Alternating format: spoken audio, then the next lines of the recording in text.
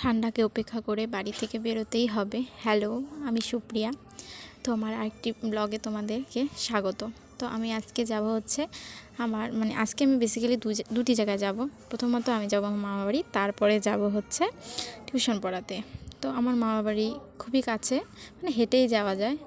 তো হেঁটেও যাওয়া যায়, আবার সাইকেল দিয়েও যেতে পারবো, কিন্তু সাইকেল দিয়ে গেলে আবার অনেকটা ঘুরে যেতে হবে, আর হেঁটে গেলে আমি শর্টকাটে যেতে পারবো। তো হাই রোড আর রেল দুটা পার হতে হয়। তো আমার মামার বাড়ির জায়গাটা খুবই সুন্দর, সামনে নদী, খুবই সুন্দর ভিউ। তো আমার দাদু বসে আছে আগুন জ্বালিয়ে, ভীষণ ঠান্ডা, কি করবে আর। তো আমিও একটু আগুনটা দেখেই ভাবলাম যে বসি, কারণ প্রচুর ঠান্ডা। আমি হেঁটে হেঁটে আসছিলাম, তখন আমার হাত পা পুরো ঠান্ডা হয়ে গেছে। তো তাই একটু হাতটা ভালো করে ভাবছি যে একটুখানি দিয়ে দিই আগুনে, হাতটা এসে করে নিই, তো ভালো লাগবে।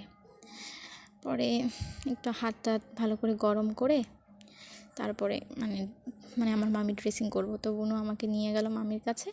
তো মামির ড্রেসিংটা আমি করে দেবো। ড্রেসিং হয়ে গেল। তো এখন আমাকে যেতে হবে টিউশন পড়ানোর দিকে। আর টিউশন পড়ানো একটু ভালোই দূর, যেহেতু হেঁটে যাব। তো একটু তাড়াতাড়ি বেরিয়েছিলাম। প্রচুর ঠান্ডার সঙ্গে আবার হাওয়া, থাকাই যায় না, বেরোনোই যায় না যে অবস্থা, কিন্তু যেতেই হবে, কিচ্ছু করার নেই। আর মামির ড্রেসিংটা তো একদিন পরে পরে করতে হয়, সেটাও করতে হবে। তাই দুটোই কোনো ব্যাপার না। যাই হোক, পরে বেরোনো হবে। তো দুটো ছাগলকেও দেখতে পেলাম। তো এরা কেন বাদ যায় ভিডিওতে, এদেরকেও ঢুকিয়ে নিই, ইনক্লুড করি। যাই হোক, তারপরে আমি টিউশন পড়ানোর দিকে রাস্তাতে প্রায় বাড়ির সামনে এসে গেছি।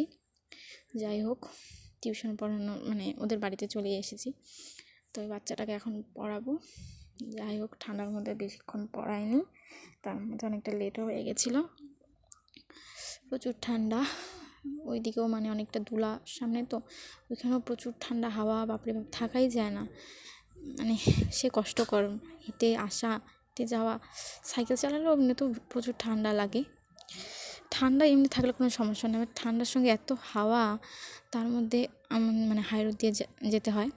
হাই রোড দিয়ে যখন গাড়িগুলো যায়, তখন তো আরও প্রচুর ঠান্ডা, হাওয়া, থাকাই যায় না, কিছু করারও নেই। তো আমি যাবো যে সময়, প্রায় সন্ধ্যায় হয়ে গেছে টিউশন পড়াতে, ওখানেও লেট যেহেতু হয়েই গেল, সন্ধ্যায় হয়ে গেছে। তো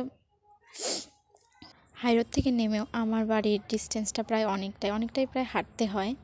তো একটু তাড়াতাড়ি বাড়ির দিকে হাঁটছিলাম, কারণ সন্ধ্যায় হয়ে গেছে প্রায়। এখন বাড়িতে পৌঁছেই গেলাম। বাড়িতে পৌঁছে গিয়ে অনেকটা শান্তি পেলাম, যাই হোক, ঠান্ডার মধ্যে। তো আজকের ভিডিওটি এইটুকুই। তো তোমাদের যদি ভালো লাগে, লাইক, কমেন্ট, শেয়ার, সাবস্ক্রাইব করে দিও। বাই।